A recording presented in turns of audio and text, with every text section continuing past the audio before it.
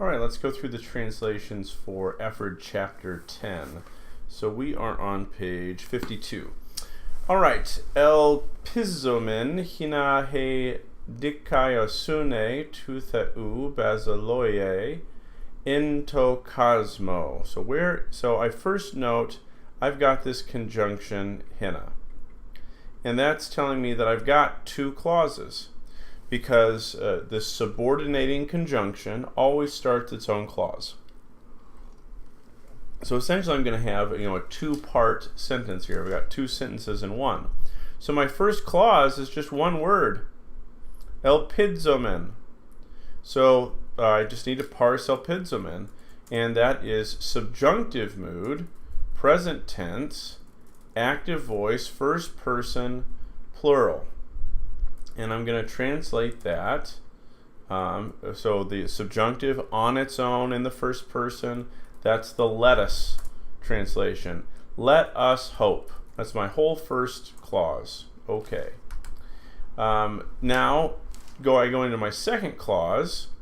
Even though it's the subordinate clause, it's much more of a sentence. Where's my verb? It's basaloye.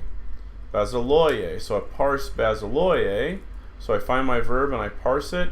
That is also subjunctive mood, present tense, it's active voice, and it's third singular. He, she, it rules, may rule, or reign. Okay, do I have a nominative to go with it? You bet I do. It's he dikaiosune, righteousness. Righteousness may reign. There's my skeleton of my sentence. This is not really the kind of verb that takes a direct object, is it? That righteousness may reign. It's an intransitive verb. We might say reign over someone, rule someone. So I guess maybe it could take an accusative in English, but I don't think it does in Greek. And so let's piece the rest of this together word by word. So let us hope, in order that the righteousness, okay, so far so good. Now we have to theu, that's genitive, so I'm going to translate with of God, may reign, en to cosmo, in the world. Great, piece of cake. 2. Ha-autas prophetes aspazzatai, hina genometha douloi tes aletheas. Okay, once again, I've got hina giving me two clauses. We take the first clause first.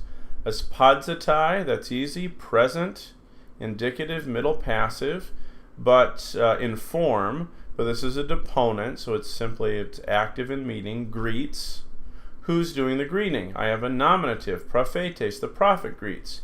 But he's a special kind of prophet. He is ha-autos prophet, the same prophet. The same prophet greets. Okay?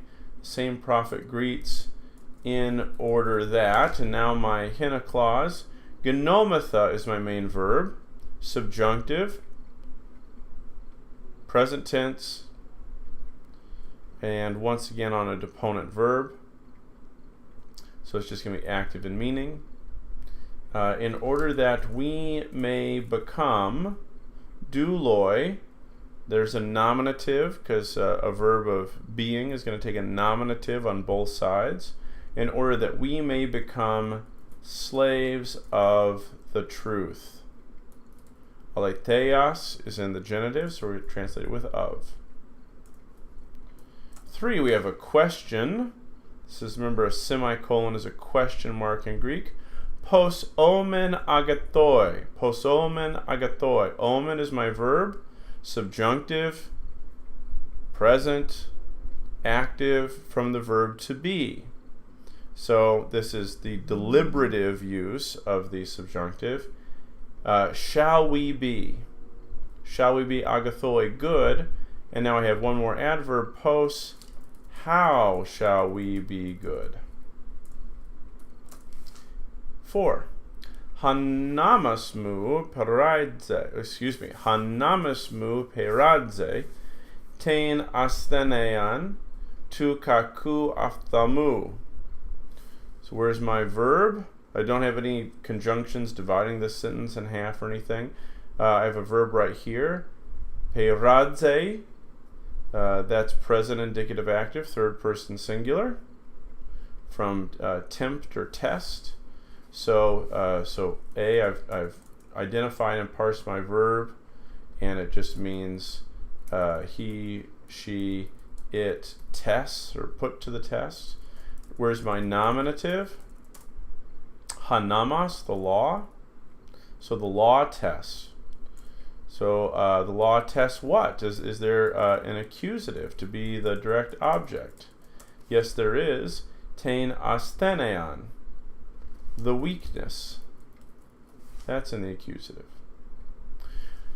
So now we'll go through putting the rest together. Hanamasmu, so it's my law. Peradze, tes, the weakness, tu kaku aptamu, of the evil eye. Never said the sentences had to make sense. They only have to be in Greek. Okay, moving on to number 5. Erkomatha hina he synagoge thamadze kai therapoietai. Okay. So once again, hina is giving me a subordinate clause. So we start with the main clause. Erkomatha, it's subjunctive. It's standing off by itself. It's in the first person plural. This is going to be another let us. Let us go. Let us come. Let us draw near. Erkomatha. Hina he synagoge thalmadze kai therapoietai. In order that, I have a verb, thalmadze, subjunctive. Obviously, it has to be subjunctive. It's following hina. Subjunctive, present, third person singular, active, and therapoietai. Got coordinate verbs, and it's present, subjunctive, middle passive, third person singular. So that's going to mean, so I've parsed both of those verbs in order that, so my verbs are thalmadze, may marvel, and therapoietai, may be healed, because it's middle passive, may be healed. What's the nominative? He synagoge, in order that the synagogue may marvel and be healed. 6. Hamathetes katharizzatai hina me menosin in te hamartia. Okay, hina again, dividing my sentence into a main clause and a subordinate clause. The verb of the main clause, katharizzatai. Present indicative active, present indicative middle passive, third person singular. He, she, or it may be healed. He, she, or it is healed. Not may be healed. May be healed would be subjunctive. This is indicative. He, she, or it is healed. Cleansed. Katharizzatai, cleansed. Hamathetes katharizzatai. Hamathetes is the nominative. So the disciple is cleansed. Hina, in order that, may. Remember, may is the word for no or not with the subjunctive, and sure enough, menosin is subjunctive. It's third person plural. It's present tense, subjunctive mood. It's third person plural. That they may remain, but it's got not, in order that they may not remain en te hamartia, in sin. 7. Ego hipago hina luesta hipatu duluautu. Once again, hina giving me a subordinate clause, so the main clause is just ego hipago. I depart. I depart, I go away. Present indicative active, first person singular. Hina, in order that, Liesta, there's my next verb. That is present tense, subjunctive mood, middle passive voice, second person plural.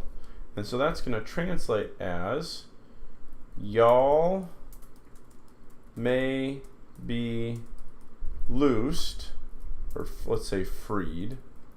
Well, we'll say loosed. We'll keep it loosed. Loosed hipa. Anytime I've got a middle passive verb, I should expect hipa plus the genitive, indicating agency, in order that y'all may be loosed by the slave himself. Remember those uses, how autos is used? Review those on page 34. When it's in the predicate position, it means himself. When it's in the attributive position, it means the same. And 8. E katharize tas pikas ton anthropon hypagomen aphamartias. So I've got an if then, don't I? And this is our first class conditional still. So my verb, katharize, present indicative active, third person singular. He, she, or it cleanses. So, and I don't see nominative. There's nothing in this clause in the nominative to serve as the subject. So it's just if he cleanses, what does he cleanse? I need an accusative to be the direct object. Tas psikas. If he cleanses the souls, ton anthropon. Genitive, translate it with of. If he cleanses the souls of men, hypagomen, aphamartias. Now here I have, when you have an if-then statement, you have essentially two coordinate clauses, but the apodosis for sure you can consider as an independent clause, as a main clause. And so hypagomen, it's subjunctive, it's first person plural in this case. Subjunctive first person, off standing by itself, not after a conjunction. This is going to be let us. Let us depart from sin. Sin singular. Aphamartias. All right, there are the translations for Efford chapter 10.